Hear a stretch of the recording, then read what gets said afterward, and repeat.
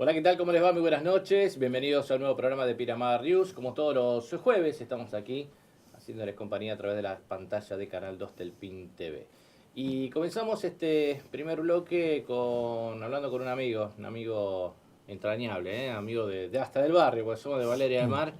Y que, bueno, un poco la idea era justamente reflexionar con él sobre este aniversario trágico para nuestra historia, este golpe cívico-militar del año 76, que él lo vivió muy, muy de cerca. Está con nosotros Néstor Echeverría, artista plástico de nuestra ciudad. Gracias, Gracias, por estar gracias por la con invitación. nosotros. Bueno, digo, pasó el 24, una jornada de reflexión, pero siempre está presente esto que nos pasó, ¿no? Sí, a mí me persigue desde mi adolescencia, ¿no? Porque mi vida después del 76 adquirió un dramatismo y previamente también, ¿no? En este país pasaron cosas verdaderamente graves, ¿no? Que tal vez no sean abarcadas con intensidad por la sociedad. Yo siempre digo de que hasta que no resuelvamos nuestra historia pasada, no vamos a poder seguir avanzando, ¿no? Mirando al futuro. Sí, los pueblos que se olvidan de momentos cruciales de su historia repiten experiencias negativas. Eh, eh, yo, si por mí fuera, no estoy acá, aunque te aprecio mucho, estaría remando en las lagunas, ¿no? Porque estoy jubilado, pero no hablo desde mi estado personal, Ujú. digamos, ¿no?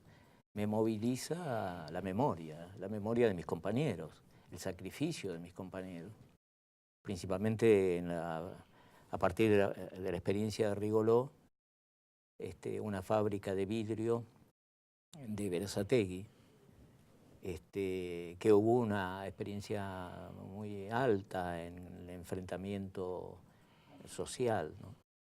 Este, yo fui integrante de la lista naranja, que si uno googlea aparece la lista naranja y aparecen los compañeros que fueron desaparecidos, Angelini, Salas, y los detenidos, que si uno enmarca en lo que es un establecimiento fabril y cuenta los desaparecidos que hubo ahí, y cuenta los desaparecidos en el barrio, empieza a notar la magnitud del golpe, ¿no? Claro, porque esto empezó mucho antes, toda esta persecución empezó mucho antes del Sí, golpe. sí, sí, sí. A mí me tomó el golpe de Estado en una celda en Sierra Chica, que es Partido de la Barría, ahí en la provincia de Buenos Aires, en el centro de la provincia. Una cárcel antiquísima que todavía mantiene la estructura de fines del siglo pasado, del anterior. Del anterior. Ujú. Este, y, y éramos, cuento, 800 personas, que después se amplió el cupo en la cárcel. Estábamos de a dos y de a tres a veces en los pabellones de castigo.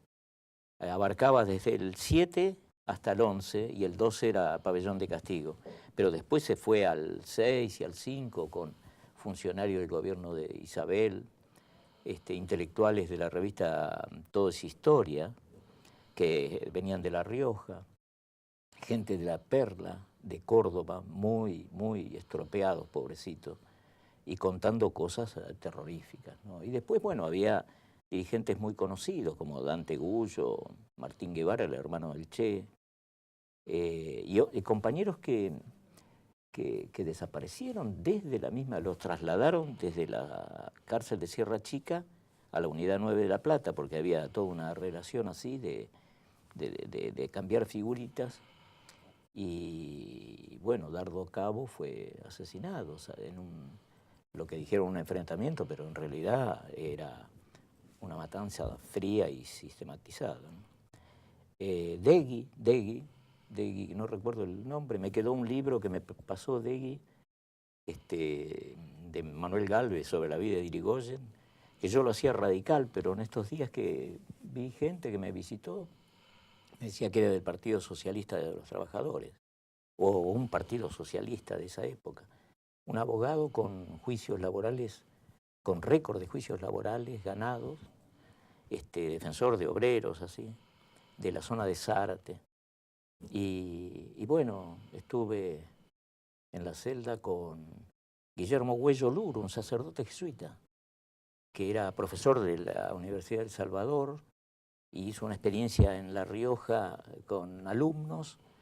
Y bueno, en esas eventualidades, estando en la montaña, lo consideraron guerrillero, Sí. logística de la guerrilla de Tucumán. Y fue a parar preso, un hombre Luro de apellido, un hombre Sí, que tenía su historia, ¿no? Sí, sí, sí, era un hombre de las familias patricias, del Luro, ¿no? De Pedro Luro. Su padre era Belisario Huello, y cuando él escribía, estuvimos casi un año en la celda, ¿no? Porque se armaban como parejas que por años había una relación de supervivencia. Hacía una cruz con el bolígrafo rojo encima, era una liturgia esas cartas, ¿no? Por supuesto no sé qué les decía, no metía en eso, pero notaba que conectaba con muchos canales, ¿no? Guillermo Huello Luro. Vos contabas que siempre que antes del golpe de Estado, a vos ya estabas detenido. Sí, sí, yo no soy... ¿Qué pasó No. después cuando se enteraron del golpe de Estado? Bueno, Porque ahí te quedaste un tiempo largo. sí, yo estuve 4 años preso. Bueno, cuando se dio el golpe de Estado fue impactante porque teníamos una radio. Yo tenía radio y veníamos viendo los acontecimientos, esa frase de Balbín de siempre hay 5 segundos, tiene solución 5 segundos antes de la muerte, una cosa así. Y dijimos, bueno, hoy toman el poder los militares. Y bueno, notamos enseguida el ingreso de las fuerzas militares, que según nos enteramos, el alcaide de Sierra Chica en ese momento se opuso con mucha personalidad, si no nos fusilaban. Y según dijeron después, nosotros en ese momento el impacto fue sin recreos, cerraron unos postigos que hay en las celdas de Sierra Chica, cambio de los tonos dentro de las órdenes, y muy duro, muy duro.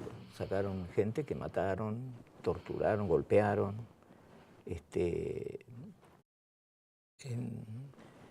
Hasta que vino Patricia Derian de Estados Unidos, Sí. Por los derechos humanos, en relación con Amnistía Internacional, que ahí hubo una especie de Amnistía, por ahí. de cambio, De cambio. digamos, de cambio, es decir, en las condiciones, mejoraron un poquito la comida porque estábamos muy debilitados. Y ¿Se recuerda esa campaña Los argentinos somos derechos y humanos? no, sí, sí, sí. Bueno, y la campaña que hacía José María Muñoz también por la radio, ¿no? Totalmente. Había una iconografía militar y de síntesis que uno alcanza a advertir, digamos, el paño que se le ponía para que la gente no conociera lo que pasaba, ¿no? Y el mundial de fútbol, ¿no? Sí. Es decir, nosotros cuando veíamos que la gente iba a los estadios y festejaban los goles, dijimos, bueno, nos salimos. Acá nos van a extinguir de a poco a todos. Pero el pueblo tiene siempre recursos y modifica situaciones, ¿no? Es decir, y cuando el pueblo amaga a movilizarse, produce cosas extraordinarias, ¿no? A vos te dejan en libertad en el 79. 79. ¿Y de ahí donde...? Porque Bueno, hay compañeros tuyos que se exiliaron. Sí, ¿no? sí. Se fueron del país. Bueno, yo me detienen por el conflicto de Rigoló a Collazo, un uruguayo que trabajaba en composición en Rigoló. Él fue al Chaco y recorrió varias cárceles. Estaba fracturado mal porque vendado lo hicieron correr por la pasarela de un Hércules y se cayó. Sufrió mucho escollazo, un hombre grande. Y fue a parar a Francia, pidió la opción porque estaba solamente a disposición del Poder Ejecutivo, ¿no? Y yo no me dieron nada. Decidí quedarme en el país porque en un momento la causa que ellos me hicieron de subversión contra el Estado, cumplí la condena. Y salí en Clarín en una lista como liberado, pero yo seguía firme allá, ¿no? A disposición del Poder Ejecutivo Nacional. Sí. Y un día me liberaron, que el que salió antes fue Degui, mejor dicho, lo trasladaron. Es decir, que yo creí que iba camino al fusilamiento, ¿no? Que no me cerraba tanto porque yo era muy joven y yo era no era inconsciente. Yo estudiaba las cuestiones sociales y estaba muy imbuido políticamente, ¿no? Sí. Yo cuando venía para acá recordaba una reunión en que estaba el Gordo Leo, le decíamos, un hijo de un peronista muy viejo de Quilmes, Leopoldo Leyes, creo que era el apellido, Sánchez, Huguito Sánchez Vizcayada, que era poeta, y estaba Ismael Viñas, que había venido, hermano de David, ¿no? Que sí, perdió un sobrino o el hijo, alguien así, sí. Y se exiló, Ismael se exiló, no sé, estaba en Miami cuando falleció, hace poco falleció, el cofundador de la revista Contorno, de la intelectualidad, digamos, pequeña burguesa de Buenos Aires, ¿no? David de Talcahuano y Corrientes, ¿no? Claro. Que pasó ahí León Rossini, el papá del filósofo de Macri, que le dice que es Batman y no sé qué cosa. Y sí. No congeniaría con su padre, ¿no? En la revista Contorno, que marcó mucho la intelectualidad del momento, ¿no? Es decir, yo estaba en grupos de estudio. Ahora, en Rigoló, a mí me detienen, no tal vez por mi pensamiento, sino por lo que implicó ese conflicto. Néstor, a la distancia, después de todo esto, ¿qué reflexión o qué mensaje podrías dar a las generaciones que vienen, ¿no? Y hay muchas que no conocen lo que pasó. Sí, justamente, si estoy acá es por el compromiso de la memoria, ¿no? Hay que explicar que acá sucedió algo terrible y que está escondido y hay nietos aún desaparecidos o no identificados, ¿no? Que no se sabe la cifra exacta de los desaparecidos, que se considera una cifra 30.000, digamos, simbólica, pero hay familias que nunca más vieron a sus parientes, ¿no? Y va pasando yo veo a los hijos recuperados, ya son muchachos grandes. Lo mismo los presos, yo tenía 25 cuando me detuvieron. Había gente de 30, 40, 50 que han fallecido por naturaleza, digamos, ¿no? Y se pierde los datos así, vivenciales, humanos. Hay un libro, este libro que me consiguió mi hijo por internet de un tal Facundo Delucci, sobre Berazategui, donde señalan, cuando toman el aspecto sindical, de lo que fue la experiencia de Rigoló y los compañeros, Néstor Sala, los compañeros desaparecidos. De esa reunión que te digo de Ismael, a Leopoldo Leyes lo encontraron atado a un árbol en el parque de Palermo, en los bosques de Palermo, en el Rosedal, ametrallado, el Gordo Leo. Y Hugo es un desaparecido, un poeta de Quilmes, conocido Huguito en Quilmes. su libro Asesinar la mansedumbre, porque era rebelde, ¿no? Tiene la tapa en una ilustración, una pintura de Manuel Oliveira, un pintor quilmeño, un maestro mío en la Escuela de Bellas Artes Carlos Morel, y después yo estudié con él en el taller, muy consustanciado con las cuestiones sociales en Quilmes. Pero esto nos sorprendió tremendamente. A mí me puso en un estado, digamos, límite.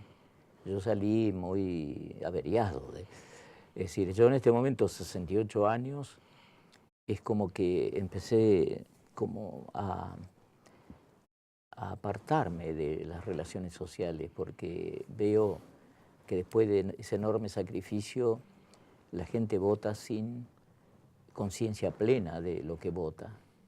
Y entonces es un desprecio por la democracia. Y creo que esa actividad yo no digo ni para un partido, pues yo no pude integrarme a ningún partido.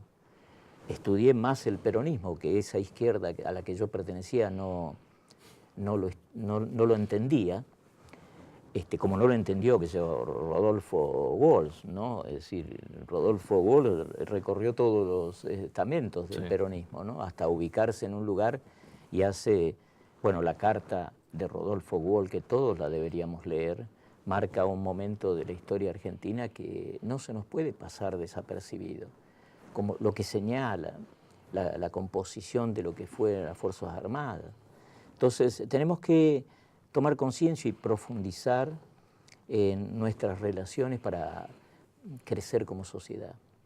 Lo mismo el radicalismo, que tiene sus variantes. Yo creo que sus variantes que dominables en este momento son las liberales, pero el radicalismo tiene todo el alfonsinismo, que es una corriente socialdemócrata que digamos, me parece que responde a la esencia del partido, o por lo menos la relación con Irigoyen, más que el alvearismo, ¿no? Y su origen con Alem, ¿no? Es decir, cómo me empalma con la historia argentina de un modo que no se podría entender su actitud actual.